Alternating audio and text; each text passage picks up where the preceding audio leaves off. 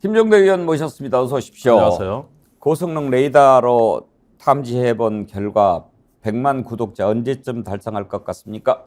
1월에서 2월 사이입니다. 아, 너무 늦어요. 아니 그런데 총선 때 확 올라가기 때문에. 예.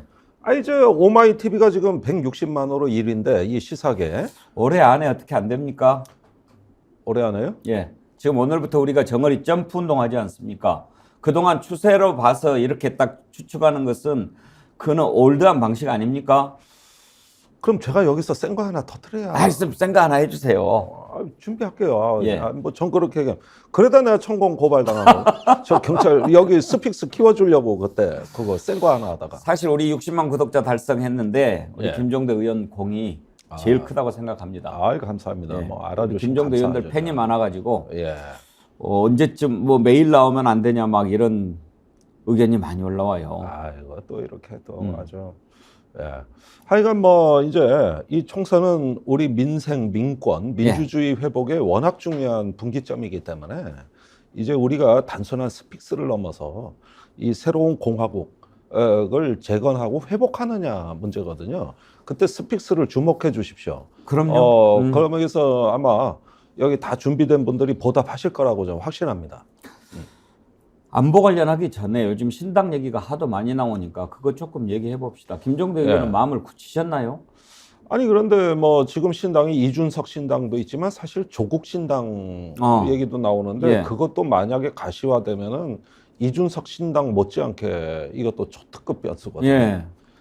그리고 솔직히 말해서 제가 동네 가면은 신당 하겠다는 사람 발에 채입니다. 하겠다는 사람이 다 하라는 꿈꾸는 사람이 사람들이. 아니고 이러다 보니까 이게 여야의 선거제도의 셈법까지 바꿔놨어요. 지금 사실은 국민의힘과 민주당 간에는 10월 말쯤에 이미 병립형으로 회귀한다는 공감대를 다 이뤘고 일부에서는 선거법 개정 합의까지 했다는 소문까지 돌았거든요. 그런데 그 뒤에 신당 러시가 생긴 거예요. 그러니까 이거 다시 계산서를 뽑아보자는 쪽으로 지금 다시 혼탁해진 겁니다. 그러니까 병립형이라는 게 그 준연동형? 이제 준연동형과 병립형 두 가지가 우리가 있지 않습니까? 그래서 연동형이 아니라 준연동형이에요. 연동형 50%, 병립형 50%를 비례대표 47석을 갖고 50대 50으로 나눈 거잖아요. 그런데 이렇게 하니까 양당이 큰 당은 둘 다 불만이에요. 그래서 둘 다 병립형으로 돌아가고 싶어 해요. 그러니까 옛날로 돌아가자. 옛날로. 그런데 이제 이탄희 의원 같은 사람 들어 누워버리지 않습니까? 그건 정치의 퇴행이다. 그리고 또 소수 정당하고 그럼 전면전이 붙거든요. 그러니까 이제 최근에 애매모호했는데 신당 논의가 나와버린 겁니다. 이게 그렇게 되면은 굳이 큰 당이 위성 정당을 창당할 것 없이 현행 선거법으로 냅둬버리면 각자 그 자발적 위성 정당이 생기는 수도 나오는 거고. 그다음에 이번에 이준석 신당 같은 경우는 이건 비례정당이 목표는 아닌 것 같아요. 그러나 만약에 돌풍이 찻잔 속의 태풍으로 그친다면은 상당히 비례대표 등원할 가능성이 있습니다. 그게 바로 2016년에 광주에서 국민의당 모델입니다. 그때 거의 뭐 당선자 숫자의 절반 가까이가 비례 당선이에요. 그러니까 2016년 선거법이 개정되기 전에도 그렇게 돌풍을 일으켰으니까 개정된 선거법으로 하면은 국민의당은 60석입니다. 정당 지지율이 굉장히 높았거든요. 20% 가까이. 그렇게 보면은 준연동제 같으면은 그때 국민의당이 지금 60석 정당이 된다는 얘기인데 아무리 못 잡아도 40에서 50분 나오거든요. 그런데 그때 36석인가 얻었거든요. 그러니까 오히려 손해봤다는 거예요. 그런데 보십시오. 이제 연동형이 나오잖아요. 이게 유지가 되잖아요. 그러면 신당에서 왜 싫어하겠습니까? 조국 신당이나 이준석 신당이건 간에. 그러면 기존 정치는 양당의 신동이 보수에서 하나 진보에서 하나 나오는 거니까 결국은 이 상태로 그냥 갈 수도 있는 거죠. 그런데 이건 큰 당들은 속으로 좋지는 않지만 여론에 밀려서 그렇게 되면은 단순한 제3당이 아니라 수십 석의 신당들이 생겨날 가능성이 있는 겁니다. 그리고 또 이제 여기에서 진보에서는 촛불 세력들이 연동형을 원하죠.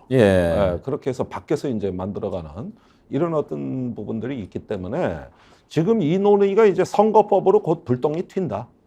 지금 거대 정당들 이해관계 같은 거 이렇게 따져봤을 때 옛날로 돌아가는 거하고 음. 그 전에 했던 거하고 이렇게 따져봤을 때 차이가 커요?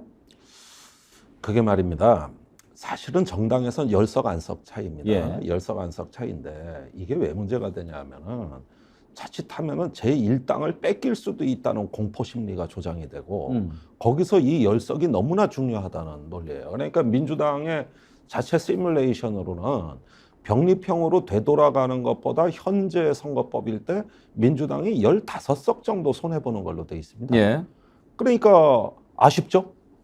일단은 저기 선거라는 게 뭐 49% 대 51% 싸움입니다. 솔직히 수도권에서는 다 모든 지역구마다 1000표 이내 차이로 당락이 결정되는 거거든요. 그러니까 이렇게 치열한 선거판에서는 저기 10석, 15석 비례 의석이 차지하는 존재감은 엄청나게 크다. 그러다 보면은 큰 당은 병립형으로 되돌아가서 안전하게 내 지지율만큼 비례대표를 먹고 싶죠. 그런데 소수당 입장에선 지역구 당선은 거의 안 되고 어쩌면은 이준석 신당도 지역구에서 죽을 수도 있어요. 그러면 이거라도 비례라도 높일 수 있는 거거든요.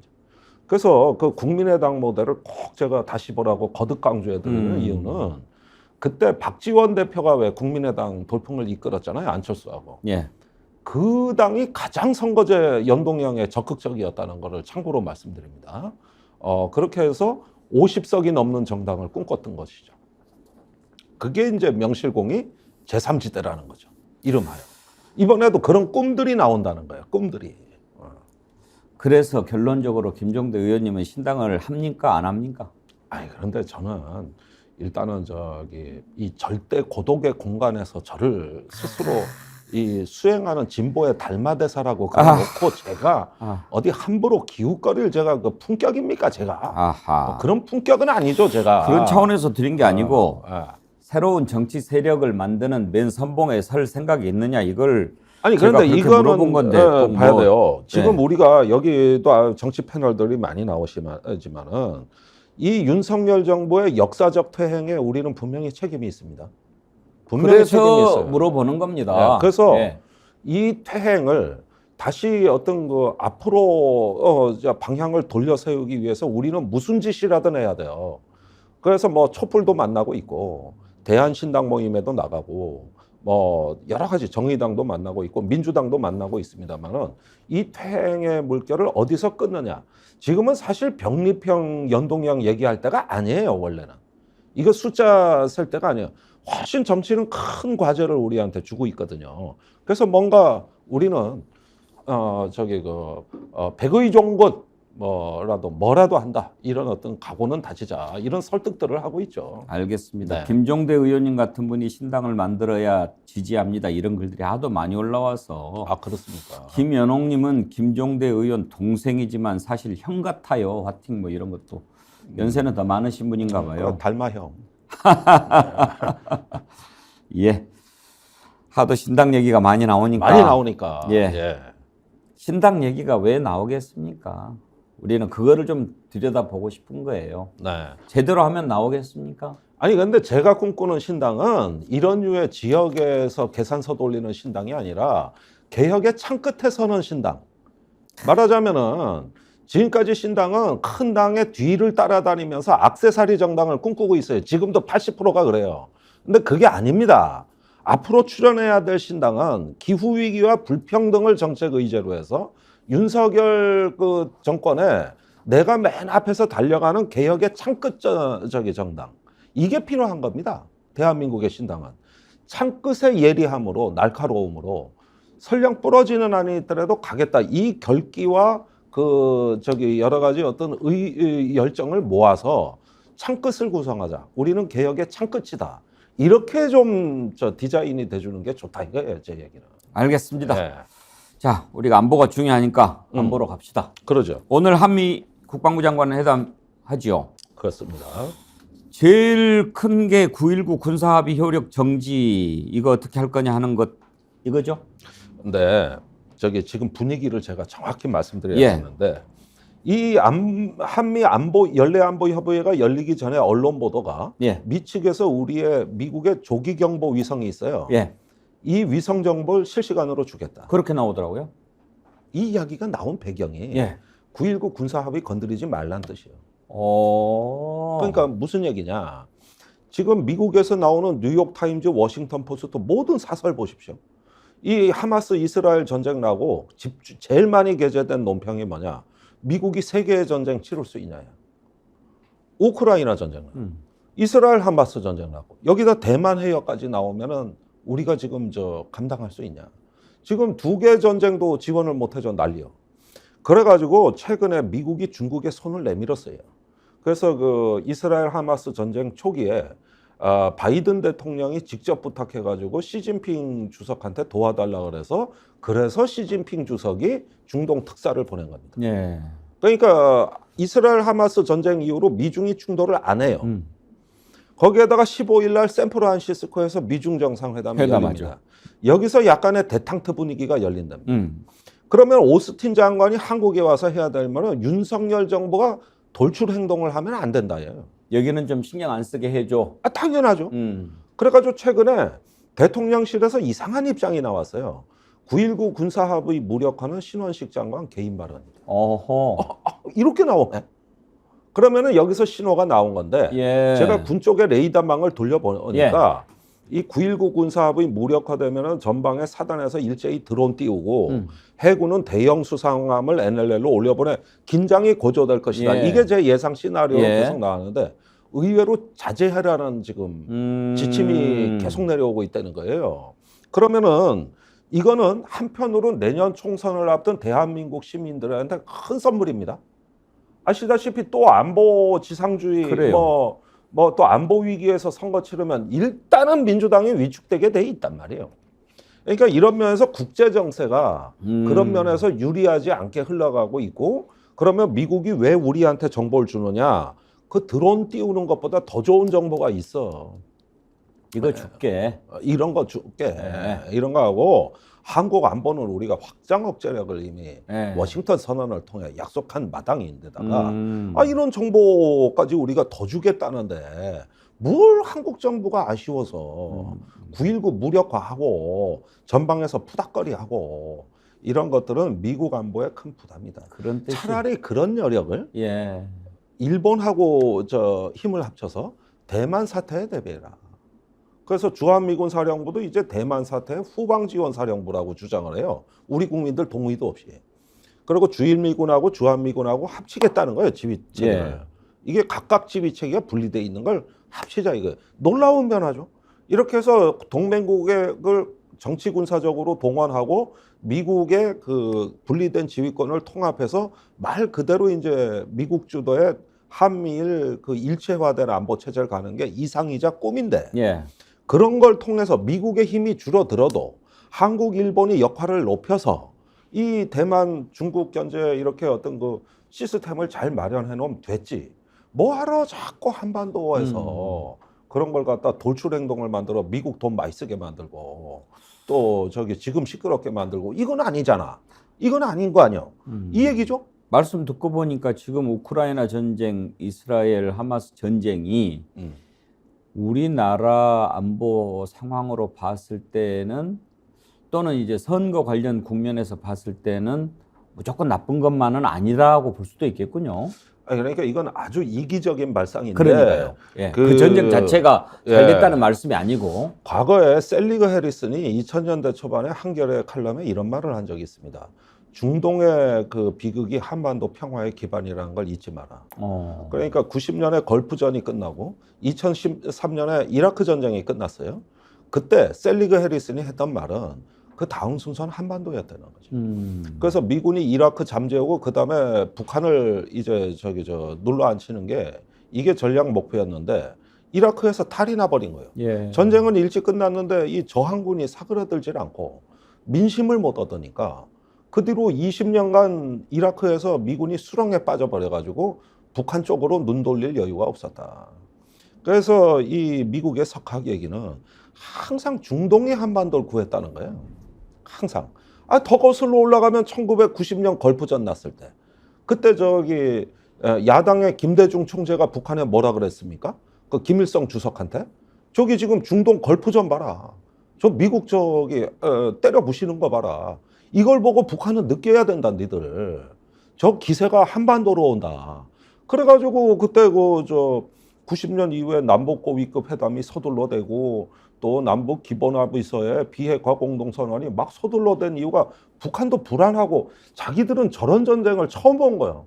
전자전이란 걸 어디 들어본 적이 없는데 비디오 게임 같이 하는 전자전을 처음 본 거거든요.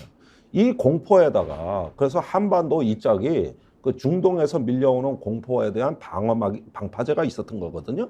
그걸 김대중 총재가 맨 앞서서 설파한 거예요. 그 예. 메시지를. 근데 지금 보십시오. 이스라엘 하마스 이렇게 터지고 나서 지금 미국의 항공모함 2대가 지중해가 있습니다. 여기 동아시아에 보낼 항공모함이 있습니까? 미국의 11개 항모전단 중에 8대가 수리 중이고 기령 30년이 넘었거든. 수명 연한을 초과해서 쓸 수 있는 거 6대밖에 없는데 왜 계속 안 만들어요? 항모는 스텔스 함정이 아니에요. 중국 미사일의 밥입니다. 중국의 둥펑 시리즈 미사일은 지대함 미사일을 완벽하게 갖춘 나라는 전 세계 중국밖에 없는데 이 항모는 미국의 샌디에고 제3함대 사령부에서 출동하는 그때부터 중국 위상에 포착돼가지고 2주간에 걸쳐 태평양을 건너와서 여기 대만 쪽으로 오는 전 항로가 추적됩니다. 그러면은 중국의 둥펑 17 그 시리 미사일이 사정거리가 1000마일입니다.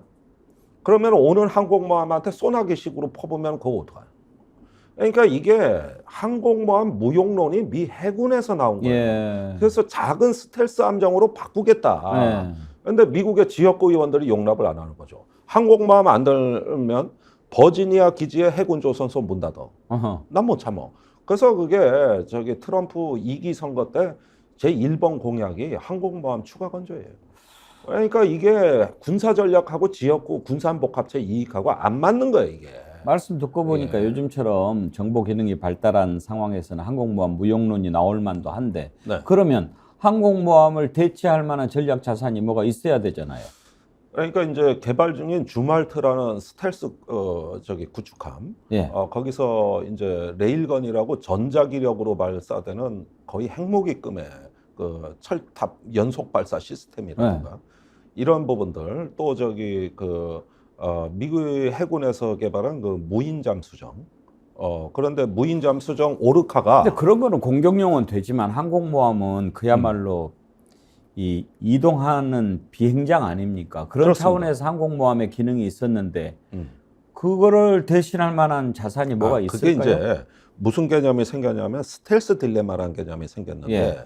그 둥펑 미사일이 밀집해 있다 보니까 중국 해안에 항공모함이 접근을 못하니까 한 1000km 정도 떨어진 바다에서 F-35 스텔스기를 출격시켜야 돼요.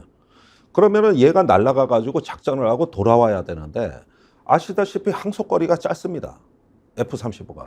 이걸 스텔스 딜레마라고 하는 건데 가서 못 돌아오느냐 아니면 항모가 위험을 무릅쓰고 대만 해협 쪽으로 가서 붙느냐. 여기서 이제 그 딜레마가 생기니까 이 해결책이 안 나오니까 지금 한국, 일본 계속 끌어들이는 이유가 이거예요. 한국이 갖고 있는 구축함, 잠수함 이 가까운 데서 가면 항모가 가는 거나 다름없는 거예요. 평택기지가 미 공군기지가 거기 있단 말이에요. 활주로가. 항모에서 밟진 않아, 평택에서 밟진 않아, 똑같지. 차라리 이게 낫지. 왜 표적을 갖다 놔요? 여기 지상 활주로가 여기 많은데.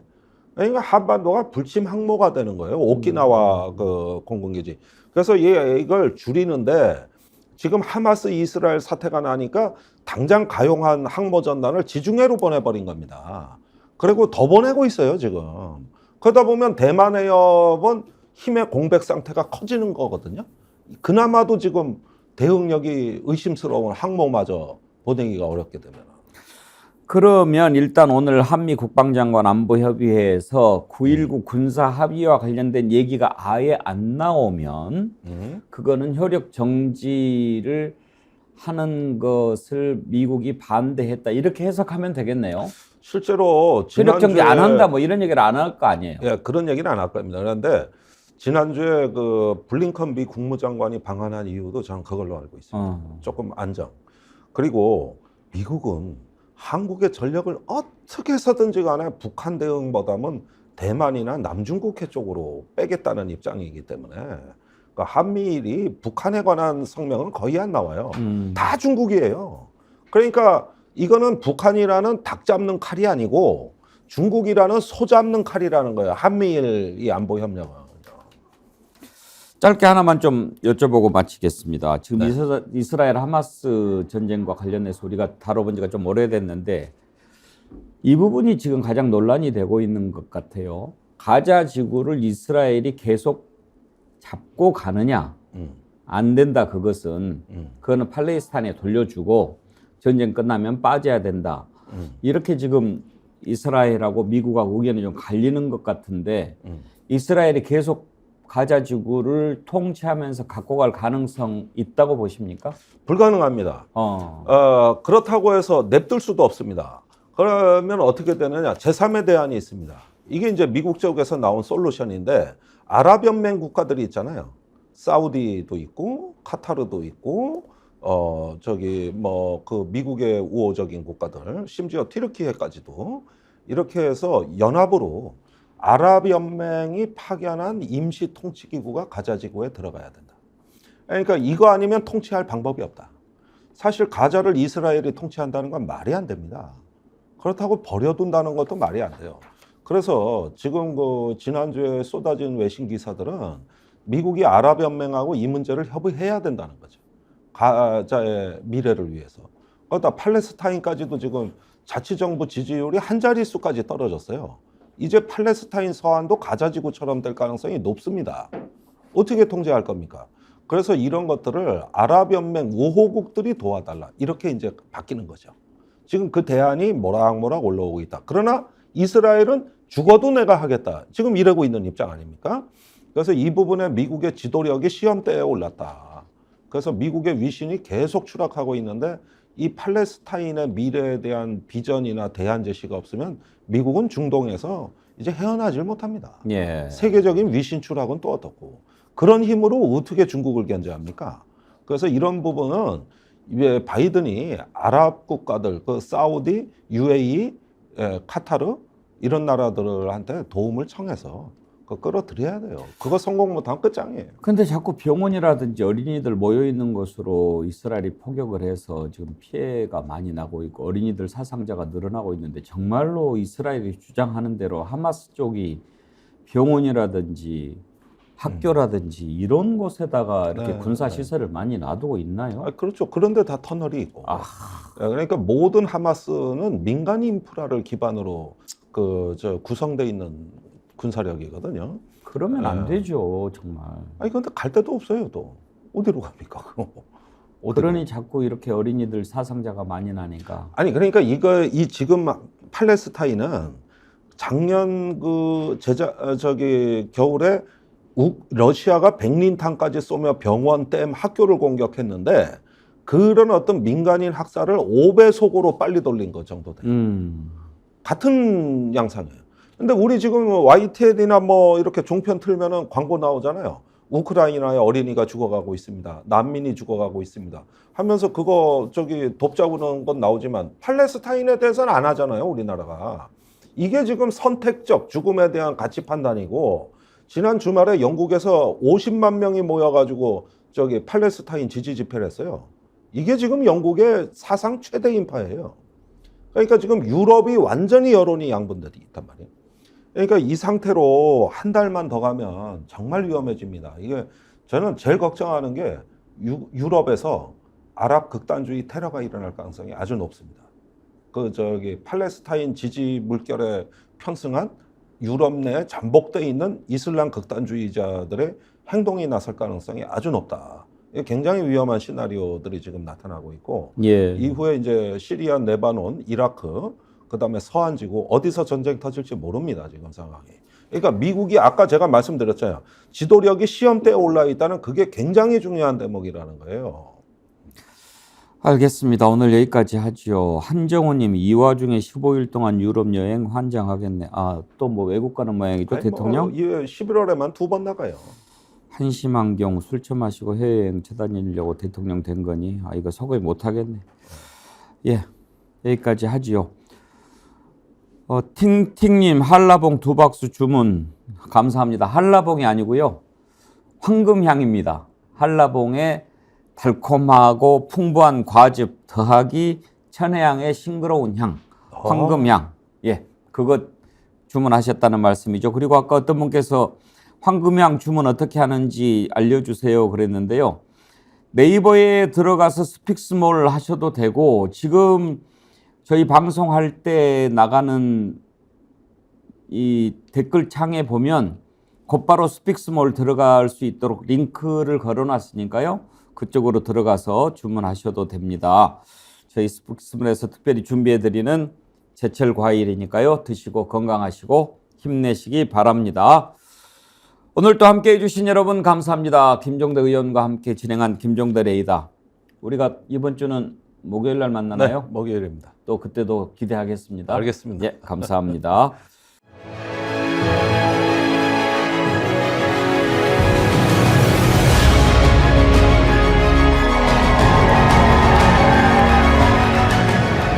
여러분 안녕하십니까, 비공입니다. 박준영의 마키아벨리, 박시동의 경제 본색. 조정면의 뉴가 시작하겠습니다.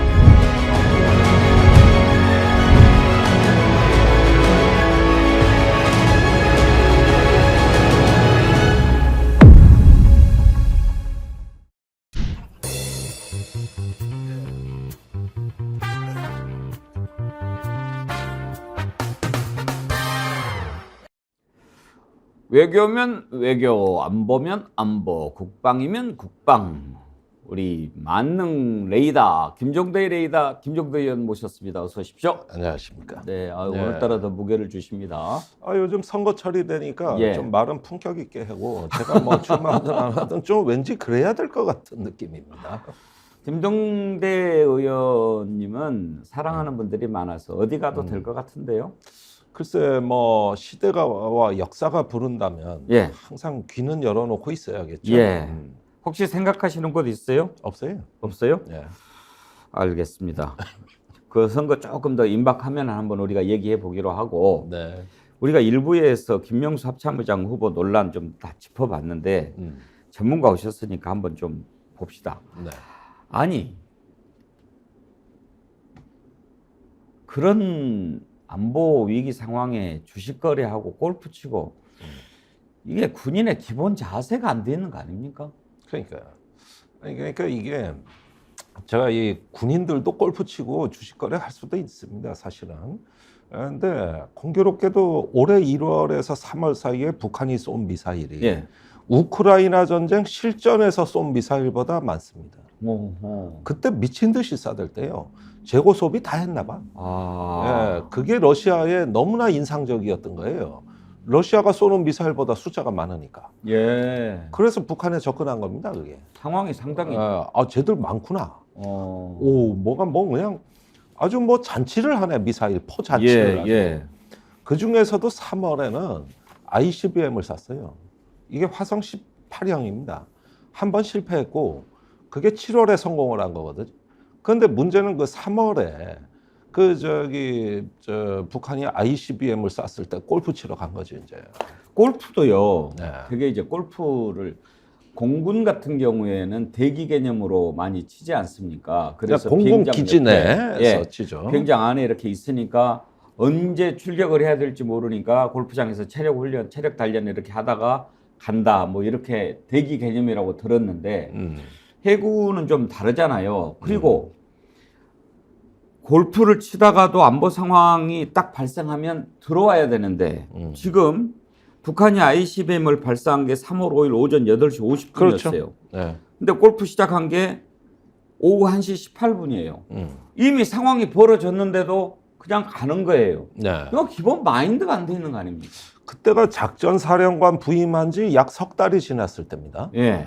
보통요, 작전사령관이 어떤 자리냐. 어떨 때는 막 잠 3시간 자기 힘든 자리예요, 그 자리가. 이 군에서 가장 현행 작전에 깊이 관여하는 시기예요. 그러니까 이런 부분에서 그게 가능했을까? 이게 물리적으로 가능한가? 물리적으로 가능하더라고요. 그게 뭐 현행 작전이 또 관여도 안 했다. 자기는 또 작전 종료된 시점을 택해서 친 거다. 이렇게 궁색한 변명을 합니다만은 사실은 기본 자세의 문제지 이걸 꼭 규정을 갖다가 따질 문제도 아니에요. 이번에 드러난 거 보면 어떻게 이런 사람을 군 안보 군 서열 1위인 합참의장 후보자로 했을까가 참 궁금한데 우리 김종대 의원님 좀 아실 것 같으니까 물어봅시다. 왜 예. 지금 대체로 합참의장은 군 서열 1위니까 각군 참모총장 중에서 되게 가지 않아요? 또는 연합사 부사령관이나 예. 아니면은 그 육군의 군사령관이나 그러니까 사성장군 대장이 가는 중에 거 아니에요? 그렇습니다. 근데 지금 중장이었는데 별 하나 더 달아줘가지고 음. 합참의장으로 이렇게 꽂은 거 아닙니까? 그렇습니다. 왜 시켜준 거예요?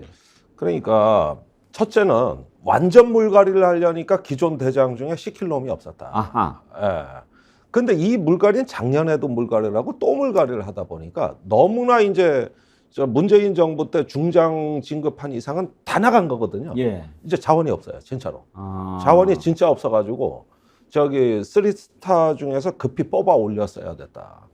그런데 이게 합참의장이 대장의 2차 보직이란 뜻은 뭐냐면은 자기가 소속된 군뿐만이 아니라 육해공군의 작전 부대를 다 지휘할 수 있는 경륜과 식견을 갖춘 사람을 합참의장 시켜야 되는 겁니다, 원래. 그게 그래서 군 서열 1위가 그런 의미거든요. 그래야 지휘가 되니까. 근데 이 김명수 후보자의 경우에는 작년 12월에 작전사령관으로 왔으니까 해군 작전도 작전사령을 1년도 못 해본 거예요. 그러니까 합동작전은커녕 해군 작전도 하다 말고 온 사람인데.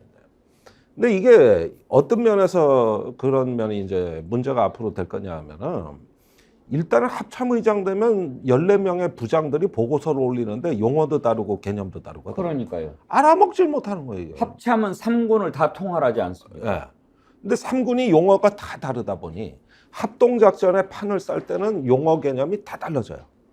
알아먹질 못하고 이 양반이 합동작전 해본 경험이 없는 사람이어도 단순히 3스타라는 게 문제가 아니라 우리 군에는 한 기수당 2명 정도씩 해서 이 합동교육이나 합동작전에 인재 양성 체계가 있는데 그런 코스를 거쳐본 적이 없는 사람이니까 부장들이 올리는 보고서를 알아먹질 못한다니까. 그렇겠죠. 그렇게 되면은 유사 사례를 꼽아보면 천안함 때 이상의 합참의장의 경우를 우리가 대표적 사례로 꼽는데 천안함 사건이 일어났어요. 배가 이렇게 그 침수되고 침몰되는 과정에 해군은 심각성을 알았어. 이거 중대 사태다. 아직까지 원인은 몰라도 중대 사태다.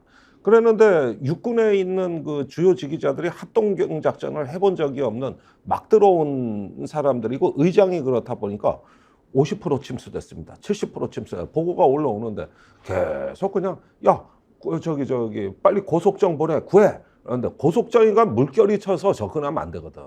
이건 구명 리프가 가야 된다고. 예. 이런 걸 모르고 그다음에 침수됐다는 걸 이해를 못하니까 이함대하고 합참간에 마비가 된 거예요. 청와대가 먼저 알고 저기 비상을 걸었는데 합참의장 그것도 모르고 있다가 음주 만취가 돼서 다음날 새벽 3시에 깨어났거든요. 그러니까 합참의장이 결재를 못하니까 비상경계령을 못 내린 거예요. 정군 비상경계령. 그 사이에 경찰 의료비상령이 선포됐고 해경 인천해경 가포비상령이 선포된 게 천안함 침몰하고 1시간 만에 밤 11시에 됐는데 군만 조치를 안 한 거예요. 그러니까 전부 무경험자. 네. 전부 무경험자예요. 전부 무경험자.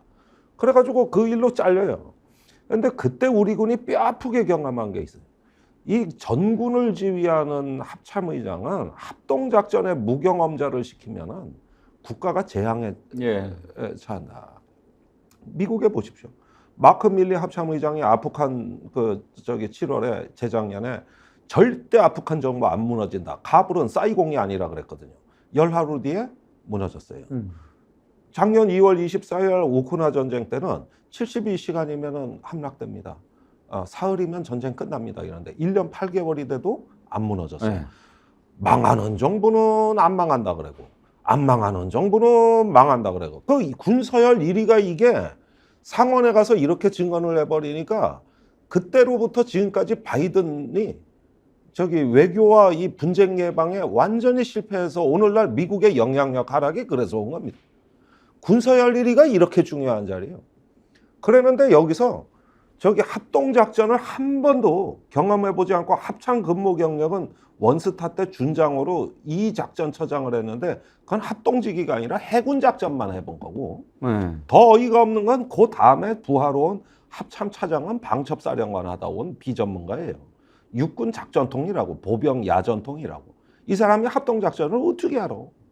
이렇게 돼 있는데 이런 비전문성에다가 골프 주식에다가 이런 것들을 쭉 우리가 보면은 앞으로 NLL에서 무슨 일이 일어나거나 군사분계선 일대에 무슨 상황이 발생했을 때 육해공군에 대한 작전부대를 통합지휘할 수 있겠느냐. 예.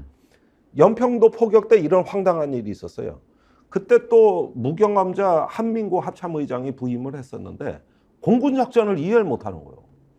그러니까 3시 30분에 교전이 일어난 날 공대지 무장을 달고 F-15를 출동시키라 그랬는데 공군작전사령부에 비상을 안 걸어가지고 내용을 모르니까 9시 반에 왔습니다. 6시간 걸렸습니다.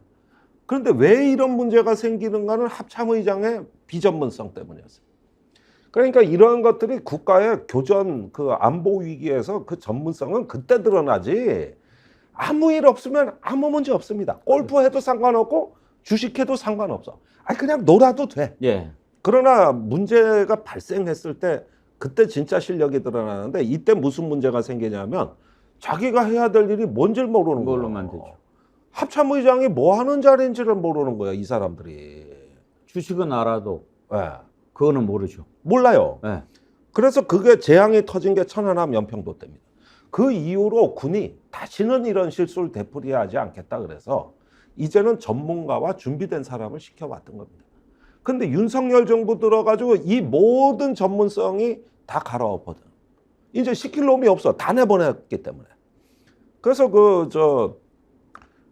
한국전쟁 10대 미스터리라는 군번인 일본의 외길 인생이라고 해서 옛날 월간중앙에 연재했던 이용훈 장군의 그 증언에 의하면 10대 미스터리의 두 번째가 한국전쟁 2주 앞두고 6월 10날 예. 전군에 싹 갈아엎는 인사를 해버렸다는 거 아니에요. 그러니까 일선의 지휘관들이 가니까 적정이었던지 부하가 누군지 모르는 상태에서 2주 후에 얻어맞았는데 아무 지휘를 할 줄 모르더라는 거예요. 그러니까 이런 거는 우리가 국난을 겪은 나라로서 예로부터 전문성에 기초하지 않은 군인사는 국가를 완전히 재앙에 빠뜨린다는 걸 한국전쟁부터 지금까지 경험해온 이 나라가 예. 군의 저런 비전문가들을 거기다가 도덕성에 문제 있는 자한테 최고 안보의 요직에 앉혔다는 거 이거 국가 반역입니다. 이게 뭐 지금 제가 지금 그냥 드리는 말씀이 아니에요. 이게 지금 그냥 드리는 말씀이 아니에요. 이 자격 미달의 지휘관이 이런 상황을 맡으면 어떤 문제가 되느냐 이 부분을 설명을 해주셨는데 네. 지금요 또 그런 글을 보내주신 분이 계세요. 그것도 문제지만 JS 열정님 거기에 합참 차장은 방첩사령관 출신인데 문제 없나요? 있어요. 방첩사령관은 나가는 자리입니다. 예. 그건 정권에 충성하는 자리예요. 그래서 3스타로 끝내요. 예. 정상 진급도 아니에요. 직위 진급으로 가요. 방첩사 인사는. 그래가지고 별도로 독립된 인사라는데 이 방첩사령관이 다른 군 주요 보직으로 오게 되면 자기가 이전까지 다뤘던 정보가 이 정치에 관한 정보 또 권력에 관한 정보, 군 인사에 관한 정보를 다뤘던 인물이 이제는 이제 사성장군 진급을 바라보는 새로운 자리로 영전을 한 것이죠. 그렇게 되면 군의 정보가 악용이 되고 사유화될 거 아닙니까? 이 모든 현상은 윤석열 대통령이 전문성이 아니라 자기에 대한 충성도를 기준으로 인사를 했기 때문이에요. 그래서 이런 결과가 나오는 거예요. 네. 세상에 방첩사령관이 합참차장으로 갔다? 아니 이게 무슨 일입니까? 방첩사가 또 작전부대입니까 거가? 정보만 다루고 사찰만 하는 부대지. 그런데 최고 작전의 보직으로 영전을 시켰다? 군대가 망하려면 이런 짓 해야 돼. 군대가 망하려면. 6.25 때 이랬어. 네. 걱정입니다. 참 걱정인데 지금 이제 윤석열 대통령 이런 상황인데도 임명하겠죠? 아니 강행하죠. 이미 차장은 임명됐고 예. 합참의장은 이 청문회 끝나면 이제 바로 임명 수순에 들어가겠죠. 이렇게 걱정을 해도 임명을 하면 국민들은 어쩌라고? 안보의 문제잖아요.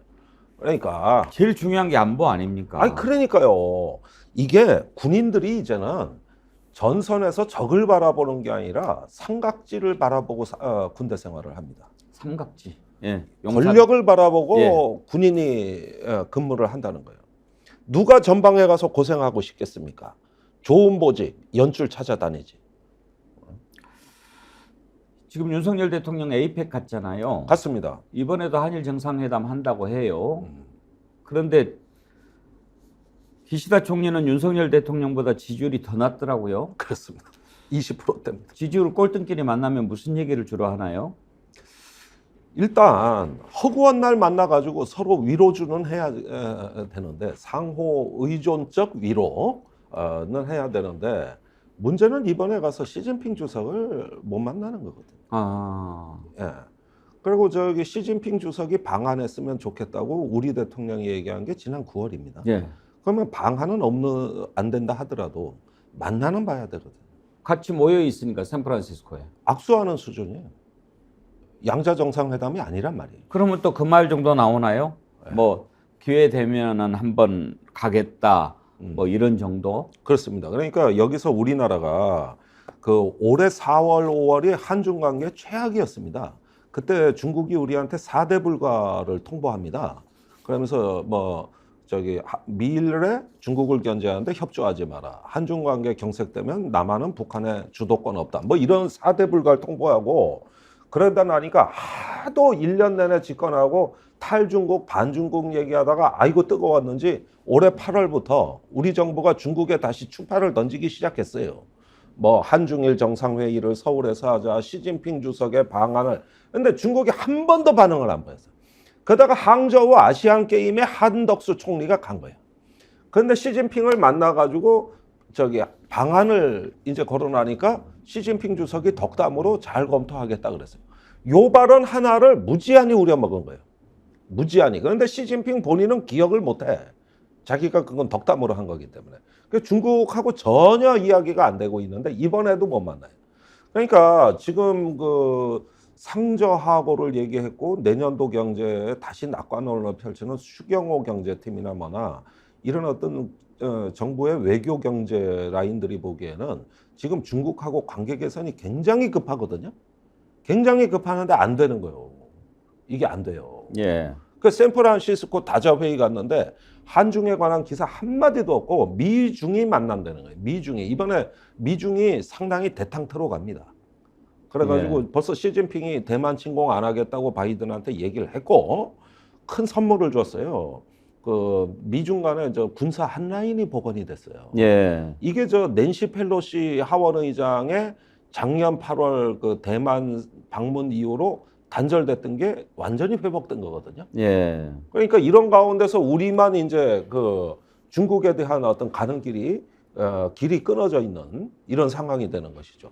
미중이나 중일은 만나거든. 우리만 못 만나는 거죠. 그러니까 이런 면에서 그동안 가치 외교, 이념 외교의 폐해가 여기서 드러나는 것이고 이제 한국이 고립된다. 이런 게 이제 에이펙의 현장에서 우리가 봐야 될 겁니다. 예. 시진핑하고 바이든은 회담을 했잖아요. 예. 그런데 이제 바이든 대통령이 끝나고 나서 대화가 잘 됐다. 그렇게 잘 됐다. 얘기를 했다고 그러는데 잘 된 거라고 봐야 됩니까? 예, 그렇습니다. 지금 이스라엘 하마스 전쟁이 터졌을 때부터 바이든 대통령이 시진핑한테 중재를 요청했고 그러면서 이 전쟁 문제로 양국이 충돌한 적이 없습니다. 그리고 지금 미국이 중국과의 협력 이런 것들은 굉장히 그 두 개의 전쟁 우크라이나와 이스라엘 하마스를 보면서 안정을 추구하는 모드이기 때문에 이제 관리 국면에 들어갔다. 예. 이건 말 그대로 대탕트예요. 우리가 지금까지 그동안 탈중국 얘기 엄청나게 뱉어나는 중에 일어난 일입니다, 이게. 그러면은 앞으로 미중 관계 어떻게 전망할 수 있을까요? 일단은 전쟁 중에는 서로 그 군사 교류가 시작되고 이번에 저기 시진핑이 요청한 건 무역 장벽을 낮추고 중국 기업을 억압하지 마라. 이러는데 풀어줄 겁니다, 일정 부분. 그러면서 적어도 앞으로 6개월 정도는 미중이 서로 협력하는 모드로 간다. 그리고 다음 달에 대만 총통 선거가 있습니다. 아, 예. 지금 이게 동아시아의 최대 변수예요. 근데 지금 친중국 국민당이 유리합니다. 야권 후보가 단일화 합의를 했다고 그러더라고요. 예. 예. 그런데 이렇게 되면 그 마잉주 총통 시절에 예. 그 중국과의 어떤 삼통 협정이라든가 또 어떤 그 50만 명이 저 내지인하고 결혼했거든요. 그래가지고 상호 의존성이 굉장히 강한데 다시 대만이 중국으로 돌아설 가능성이 충분히 있습니다. 다음 주에는 한번 대만 얘기도 한번 아니, 해보죠. 굉장히 중요한 얘기예요. 예, 알겠습니다. 오늘은 여기까지 하죠. 예, 감사합니다. 감사합니다. 김종대 레이더였습니다.